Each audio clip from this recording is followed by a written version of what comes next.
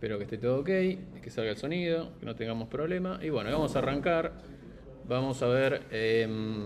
¿Se acuerdan que la última clase estuvimos viendo sobre el final ahí medio a las apuradas? Porque me estaban apurando justamente, increíblemente, justo que termino tarde y me apuran. Los otros días ni apareció nadie. Nos faltó la parte de ver, o sea, vimos cómo persistir datos en archivo, pero así tipo los tiro y los guardo sin ningún formato, sin nada, ¿sí? Eso tendría que yo definir de alguna manera para trabajar con el archivo algún formato que tengan los datos para después procesarlos, abrirlos, agregar. ¿Se entiende lo que estoy diciendo, no? Para ir trabajando con archivo tendría que definir algo y esa definición la haría en base a mi criterio y que no es muy, ¿cómo decirlo? Consistente, ¿no? Porque lo tendría que definir yo ese criterio. Bueno, lo que vamos a ver hoy es cómo serializar información en un archivo con un formato específico, ¿sí? Que todos los desarrolladores van a conocer, no van a tener que conocer el formato que yo decida, y es CERD, ¿sí? CERD es un framework para serializar y deserializar structs de RAS, obviamente, de manera eficiente y genérica. El ecosistema CERD consiste en estructuras de datos que saben cómo serializarse y deserializarse, asimismo junto con formatos de datos. Bueno, y soporta JSON, que creo que todos conocemos el formato JSON más o menos. ¿Alguien no conoce? YAML, TOM.ml ya lo conocen porque tenemos un archivo TOM.ml, ¿no? Que al menos lo han visto, que tiene cierto formato, con algunas definiciones. Pickle y Bison, ¿sí? Nosotros vamos a usar el JSON. El JSON, el formato de JSON, que es JavaScript, objetos en JavaScript prácticamente, es el siguiente. Fui a la miércoles, pero igual no importa. Ahí. Vamos a hacer así. Vamos a abrir uno acá directamente. Un objeto en formato JSON se va a definir entre llaves, ¿sí? Y cada atributo del objeto, el nombre del atributo del objeto, se va a definir con una clave. Por ejemplo, el nombre de la persona. Y luego con los dos puntos va a ir el nombre, o sea, el valor, perdón, del atributo. ¿Está bien? Supongamos que vamos a poner res para que se entienda.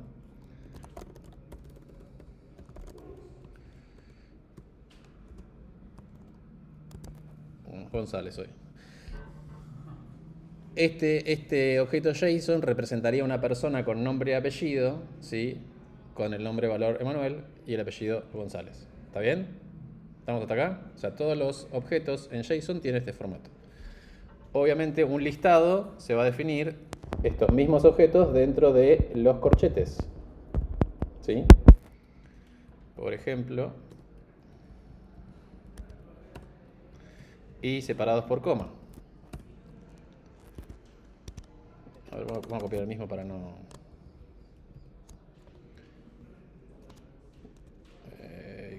Command Z, ahí está. Y acá Command C. Bien. Ahí tendría dos objetos, o sea, un arreglo de dos objetos JSON. ¿Está bien? Siempre cada uno de estos objetos JSON en un arreglo van a estar separados por coma. ¿Estamos? Está bastante sencillo, ¿sí? Cada objeto se pone entre llaves y tiene clave valor, donde la clave va a ser el atributo del objeto y el valor obviamente, ¿sí? No es mucho más que eso. Entonces, nosotros vamos a trabajar con este formato. ¿Cómo lo vamos a...? Bueno, antes de esto, vamos a ir a... vamos a ir a crates, que hasta ahora nunca lo expliqué. ¿Está muy oscuro o está bien? No, está bien. Bien. Para instalar crates, que son las libs de terceros para poder que nos ahorren trabajo y cosas, tenemos la página crates.io, ¿sí? ¿Qué es lo que hacemos? Bueno, acá buscamos lo que queremos. Supónganse que yo quiero buscar random y me salen todas las librerías que implementan random que han subido desarrolladores, ¿sí? Yo acá me puedo fijar, bueno, acá me dice data que me interesa, ¿no? Hace cuánto está actualizada, ¿sí? Cuál es supongo la cantidad de descarga. Entonces yo podría evaluar, y acá está ordenado por relevancia, podría por cantidad de descargas ordenarlas, ¿sí? porque cuanto más descargas tienes, más se usa, por lo tanto debería tener mayor seguridad de la implementación y demás, ¿sí?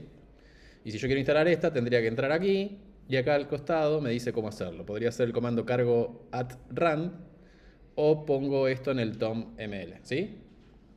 Ahora vamos a hacer eso con cerde. Entonces voy a buscar cerde y es esta que está acá. Y lo que podría hacer es esto, ¿sí?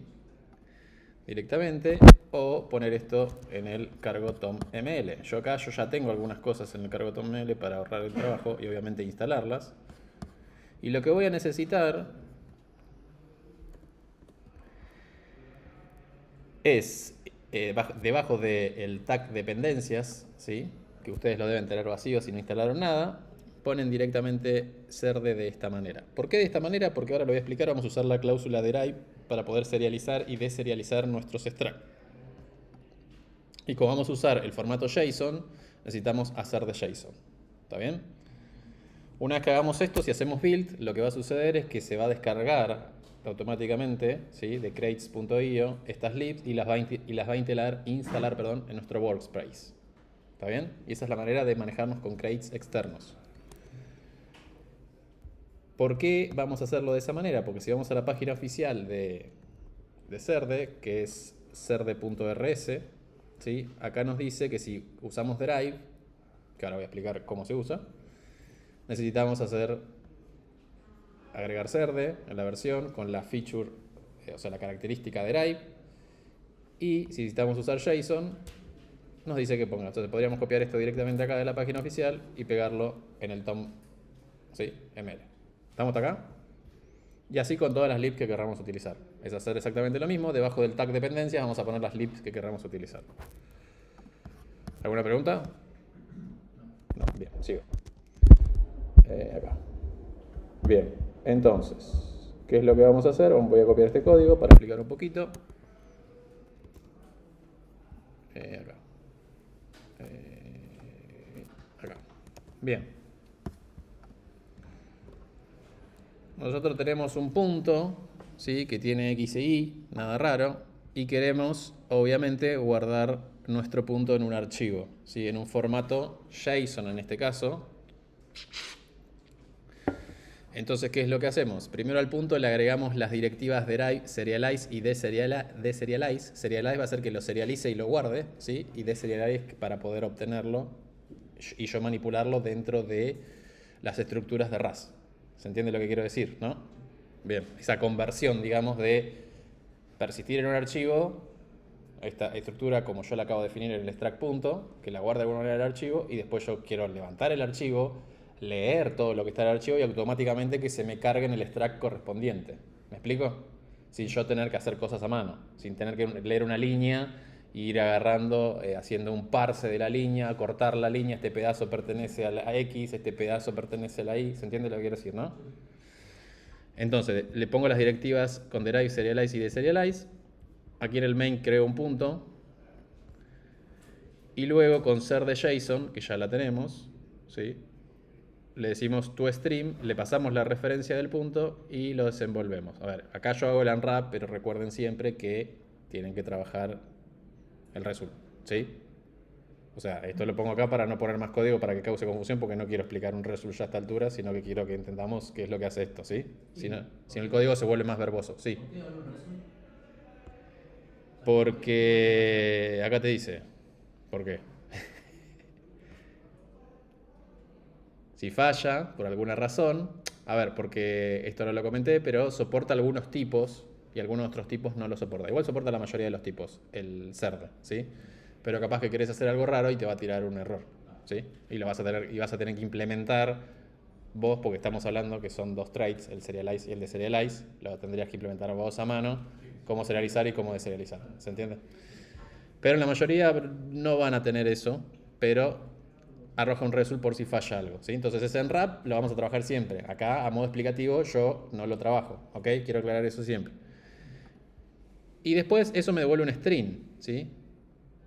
Que de hecho yo lo podría imprimir y van a ver, como es ser de JSON, está formateado a JSON, ¿sí? O sea, yo imprimo ese string y van a ver que tiene como yo les expliqué recién, los corchetitos, ¿sí? Y cada nombre de los atributos. Y lo mismo, ¿no? Si yo quiero deserializar, necesito un punto serializado, que ya lo tengo en este momento. Hago desde str, ¿sí? Y eso automáticamente lo que me va a cargar, fíjense, es una instancia de punto. O sea, desde un string en formato JSON, si uso el JSON from str, perdón, ser de JSON from str, y le paso ese string que está en formato JSON de un punto, automáticamente me lo carga en una instancia de un punto. ¿Está bien? Sí, le tenés que decir porque no lo va a poder inferir si no. ¿Sí? De hecho, si está mal, ponerle que yo tenga en este caso sí es importante el unwrap, porque ponerle que yo lo que haya serializado tenía X, Y, Z, ¿sí? Y yo en la definición de este extract tengo X y Y, cuando lo va a querer deserializar, va a tirar un error, ¿sí? Porque no es compatible con los cosas. Entonces, si corremos esto, lo mismo, los prints siempre son a modo educativos, ¿sí? Eso quiero seguir aclarándolo. Fíjense que acá me está bajando e instalando completamente todas las libs que puse en el cargo Tom L, ¿sí? Pensé que ya lo había hecho, pero se ve que me faltó algo. Entonces buildea. Y fíjense que el serializado, el string que me hizo fue este de acá. ¿Lo alcanzan a ver ahí? Que es el formato que yo les había comentado, ¿se acuerdan? Y el deserializado, tengo la instancia del punto. El deserializado es a partir de este de acá, de este string de acá. ¿Estamos? Entonces ahora, conociendo esto, podemos escribir esto en archivo y leer de archivos, ¿sí? Entonces, ¿qué es lo que vamos a hacer? Vamos a seguir utilizando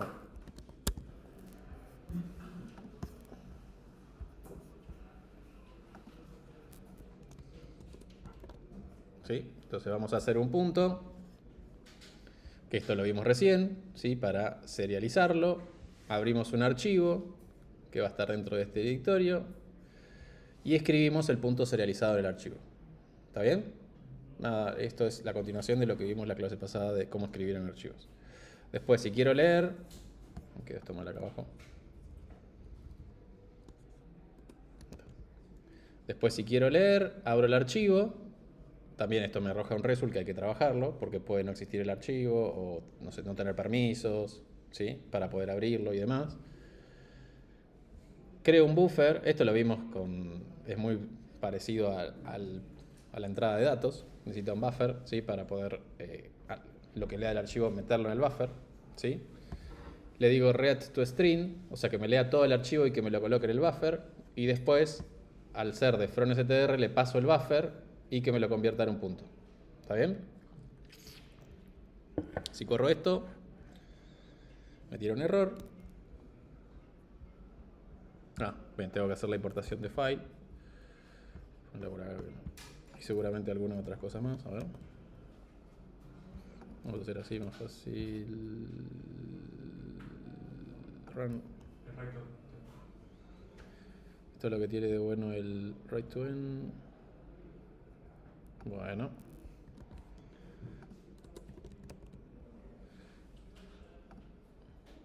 Y una más. El write.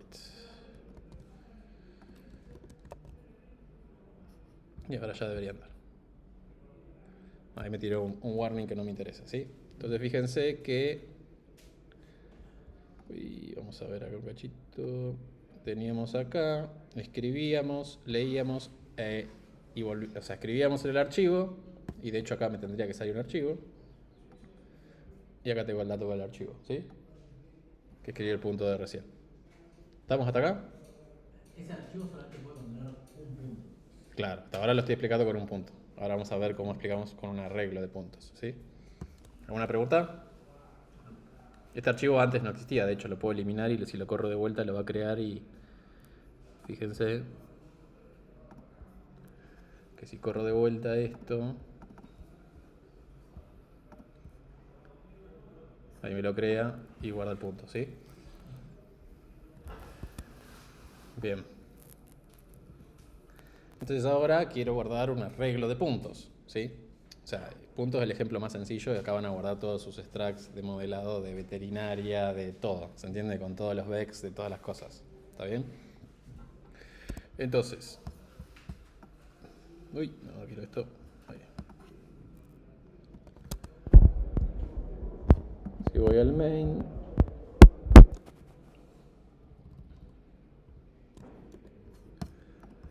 entonces acá lo que voy a tener es lo siguiente. Acá fíjense que creo un vec, esto ya lo sabemos. Creo un punto, lo pusheo. Creo otro punto, lo pusheo, ¿sí? O sea que tengo dos puntos. Después hago ser de JSON sobre el vec y que me devuelve un vec serializado, ¿sí? Que es un string en realidad, con ese formato JSON. Abro un archivo, lo creo, que de hecho es el mismo, o sea que lo va a pisar, y escribo todo esto como bytes dentro del archivo. ¿Está bien? Después lo mismo, abro el archivo para leerlo, creo el buffer, le digo,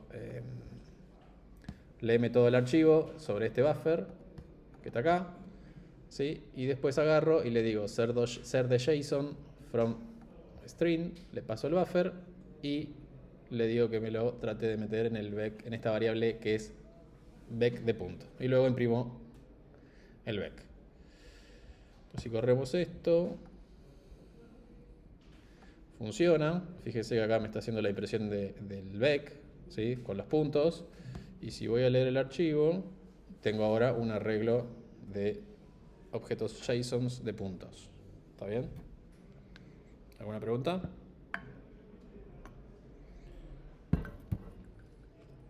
En la práctica 5 van a tener que hacer esto prácticamente. Hacer un manejador de archivos. Bien.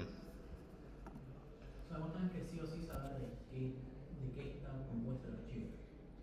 Porque para deserializarlo tenés que pasarle el tipo. Para deserializarlo tenés que pasarle el tipo, sí. Igual no, o sea, está para el ejemplo el punto, pero vos podés tener puntos y otro tipo de estructuras, o sea, un archivo heterogéneo, por así decirlo. Podrías tener de la práctica que lo van a hacer, por ejemplo, el de la veterinaria, todo completo. Serializás la veterinaria entera con todas las estructuras que tiene adentro. ¿Se entiende? Y después levantás la veterinaria, guardás una atención. ¿Me explico? Claro, pero eso sería un extract veterinaria que engloba todo. Claro, pero adentro vas a tener todas las serializaciones correspondientes. Claro, pero no puedes contener, por ejemplo, no sé, una veterinaria y un mercado en el mismo archivo. Como una veterinaria en mercado. Siendo dos extracts diferentes, no podés guardar en el mismo archivo dos extracts distintos. Sí, podrías. ¿Sí? Sí, tendrías que modelarlo en RAS. Podrías guardar una tupla. En la posición 0 tendrías el mercado, en la posición 1 tendrías el... Y los dos tienen que saber cómo serializarse y deserializarse, que es lo que acabamos de ver, cómo ahora el punto sabe serializarse y deserializarse, y serializás directamente la tupla. O creas otra estructura que decís aplicaciones y tenés, ¿entendés? Y serializás eso entero y tenés toda una ramificación de cosas, ¿sí? Bueno, ¿hasta acá estamos? Eso es lo que quedó pendiente de CERDE, eso lo van a tener que hacer en el TP5. Y una cosita más que nos quedó pendiente de TES, esto es lo mismo, que ya todos estamos familiarizados con TES, no voy a leer porque es lo mismo de la otra vez. Esto es lo que estuvieron usando, imagino, sobre todo el láser EQ, que hay mucho de eso, hay que usar los otros también. Cómo correr los tests, el ignore, el debe ser panic, que ya lo pueden usar, el debe ser panic, porque saben manejar errores o crear sus propios errores, que de hecho también lo van a tener que hacer en la práctica 5, crear algunos que otros errores propios. Y los que nos faltó es este concepto, nos van a faltar dos conceptos, que este sí se va a pedir en el trabajo final y en la práctica 5 y por lo tanto en el entregable 3. El otro concepto de test, que lo vamos a ver en la clase que viene, que es mocking, ese no se va a pedir, pero se lo explico porque es parte de testing, ¿sí? Nos quedó saber el concepto de coverage, y el concepto de coverage es el concepto, digamos, que nos da de alguna manera una métrica de la cobertura que tienen nuestros tests sobre nuestro código. ¿Qué quiero decir con esto? Es decir, yo cuando hago test, ¿sí?, se ejecuta el código que acabo de implementar, ¿cierto? Pues si yo hago un test es para probar algo que acabo de implementar. Pero a veces mi test crea un contexto, imagínense que tengan un if y un else, ¿no? Y yo creo un test y entra el if, pero nunca testeo la parte del else. ¿Se entiende? Entonces mi test tiene una cobertura parcial, no tiene una cobertura total, o mis tests, vamos a hablar en plural mejor, tiene una cobertura parcial, no una cobertura total. Y yo para darme cuenta de la cobertura, puedo utilizar el coverage. ¿Qué coverage es cobertura, valga la redundancia? ¿Sí? El coverage me va a decir el porcentaje, ¿sí?, por donde están pasando los tests en mi código de implementación. ¿Se entiende? Si me dice 100%, quiere decir que todos mis tests están pasando por el 100% de las líneas de código que yo acabo de implementar. ¿Está bien? ¿Estamos hasta ahí? ¿Se entiende la idea del coverage? Que pase por el 100% de mis líneas de código tampoco me da la pauta de que mi código a nivel de lógica de negocio es correcto 100%. ¿Se entiende, no? Que yo haga los tests que pasen por ahí no quiere decir que esté todo bien, porque puedo estar obviando otros casos que también van a pasar por todo mi código, que no los estoy evaluando y que me arrojarían error. ¿Me explico, no? Bien. Por eso ahí abajo dice no garantiza la ausencia de errores, pero proporciona una mayor confianza en la calidad del software, ya que implica que se van realizando esfuerzos para probar exhaustivamente el código. O sea, es una métrica que nos da algo para decir, no, mira, no estoy testeando este caso, porque te va a saltar el caso a la vista, y lo tengo que testear, porque tiene que pasar por ahí, es importante que pase por ahí, ¿sí? El caso que se dé.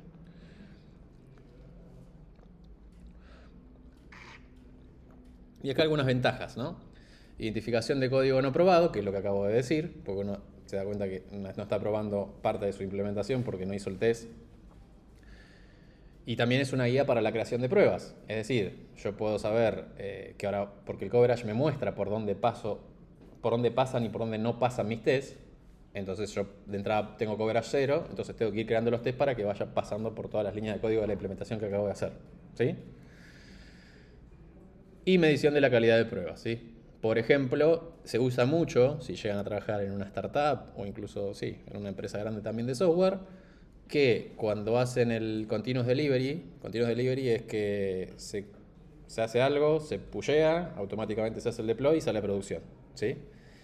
Para que ese automáticamente salga a producción, por ejemplo, a veces hay una métrica, una barrera que se pone que, porque obviamente tiene que haber test, no puedo mandar un código así sin que esté testeado y subirlo a producción, ¿sí? Se usa la métrica de decir, bueno, si tiene 90% de coverage, ¿sí?, de lo que acabas de agregar, se sigue el flujo y se hace el deploy. El deploy es el despliegue en producción de lo que ustedes acaban de hacer, ¿sí? Ahora, si ustedes agregaron algo, porque al agregar algo el archivo contiene más líneas de código, ¿sí?, y no le hicieron test, el coverage automáticamente baja, ¿se entiende? Porque es un porcentaje. Si yo tenía 100 líneas antes y tenía un coverage de 90, ¿me van siguiendo? Quiere decir que mis tests pasaban por 90 líneas de código. Si yo le agrego 10 líneas más y yo tengo 110, mis tests y no le agrego test, ¿sí?, el 90% lo perdí. ¿Se entiende? Porque el 90% sería de 110.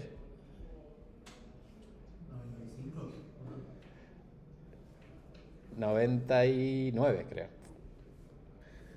Si no me equivoco. Entonces, me baja el porcentaje, no sale el despliegue automático, ¡pum! ¿Se entiende lo que digo? Se utiliza mucho eso para hacer el continuous delivery, por ejemplo. Que es esto que acabo de decir. Bien, ¿qué vamos a usar para darnos cuenta de coverage? Bueno, el crate cargo tarpaulin, ¿sí?, que está ahí el link. Yo lo que les recomiendo, porque a veces tira error esto, que lo instalen, porque se acuerdan que yo les acabo de explicar que pueden hacer este comandito o poner esto en el tom.ml, háganlo, y después corran el comando, y si les anda buenísimo, y si les llega a tirar un error, vayan acá abajo y utilicen este comando, ¿sí? Cargo install, cargo tarpaulin. ¿Está bien? Una vez que tengan instalado, automáticamente les va a salir en el cargo tom.ml este que está acá, que yo lo tengo acá abajo, ¿sí? Si les arroja, yo les comento porque es lo que me pasó a mí, si les arroja también les puede arrojar un error de que no soporta tal versión de ROS, van a tener que actualizar RAS en tal versión, ¿sí? Que es simplemente hacer RAS up o gray, creo que es tan simple como eso. Bien, entonces, volviendo a esto, lo que vamos a hacer es mostrarles cómo se ve este comandito. Y una cosita más, vamos a borrar esto. y cerramos acá. Bien. Yo les recomiendo, les dejo este comando. Podrían usar cargo tarpaulin directamente, ¿sí? Hacen un cargo tarpaulin y lo que va a hacer les va a correr esto, les va a correr los tests que tengan, obviamente. El cargo tarpaulin lo que va a hacer va a correr los tests y va a guardar de alguna manera por dónde están pasando los tests y por dónde no están pasando, ¿sí?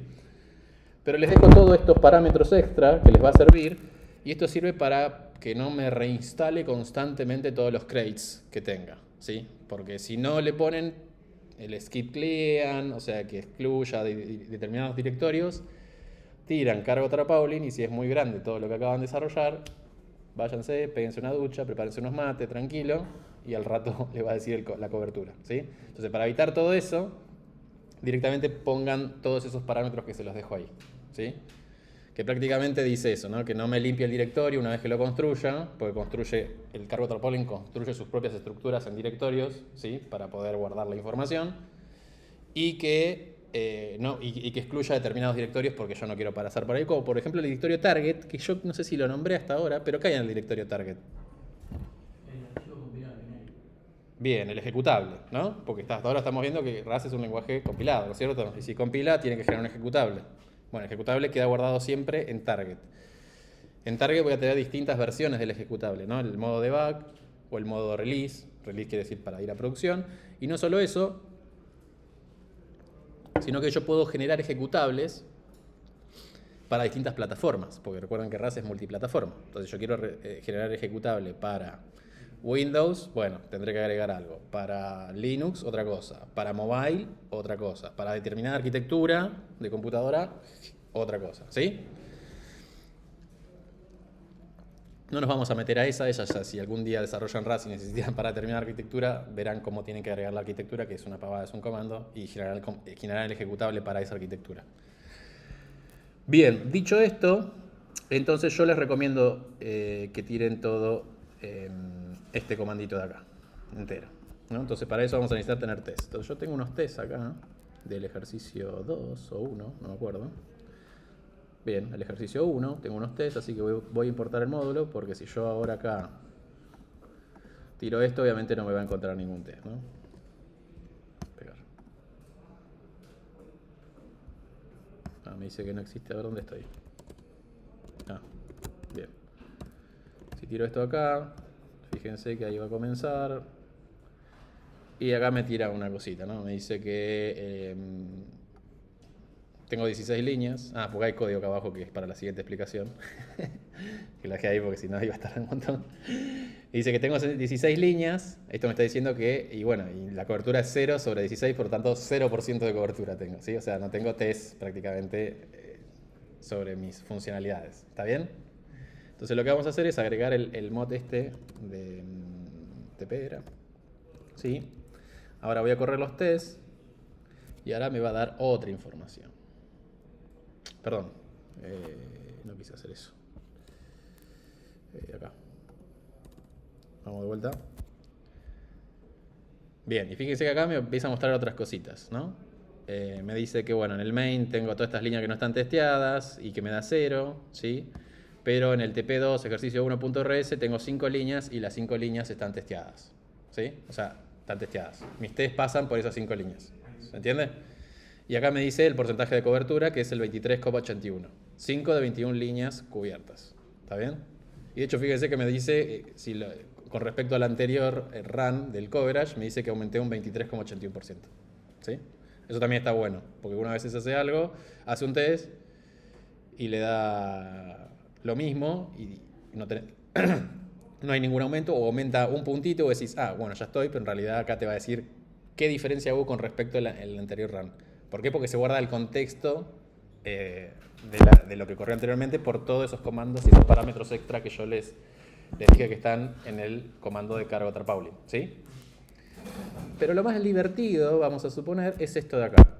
Esto de acá está más piola, porque yo acá lo que le voy a decir es que la salida me la escriba en un archivo HTML. ¿Sí? Si ustedes se fijan acá, bueno, esto vamos a borrarlo.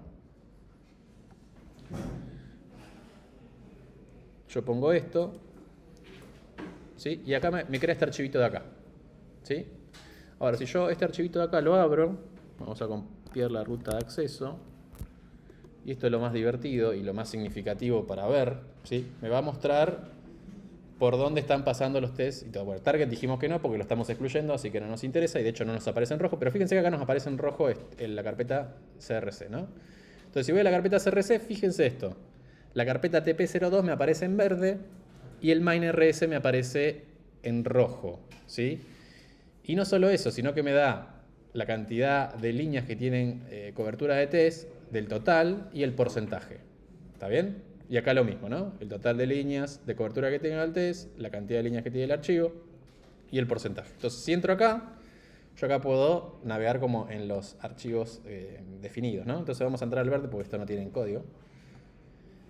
Y acá es como me muestra por dónde están pasando mis tests. Que no se ve nada. Che, digan si se ve o no se ve. Yo tengo un solo test, pero este test me cubre, estos son todos parámetros, me cubre todas las líneas de la función actualizar precio. ¿Está bien? ¿Cómo se ve si no me cubre las líneas o alguna línea? Se ve así en rojo. Esto quiere decir que no me está cubriendo nada.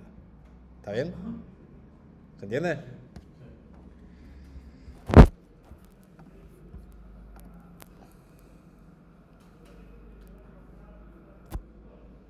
Se me murió. Ahí está. Bien. ¿Hasta acá estamos entonces? Entonces, todo esto que vimos hasta acá es el TP5, ¿sí? Y para el trabajo final. Todo lo que vimos hoy. Sobre todo para el trabajo final, esta última parte de la cobertura, porque se va a pedir el trabajo final que el trabajo tenga cierta cobertura mínima, ¿sí? Y de hecho en el TP5 que sale mañana, también van a ver que van a tener que meter lo que vimos de CERDE y a su vez se va a pedir que tenga una cobertura mínima, ¿sí? Entonces, lo que voy a hacer ahora, para no ver cómo estamos de batería, estamos muy bien.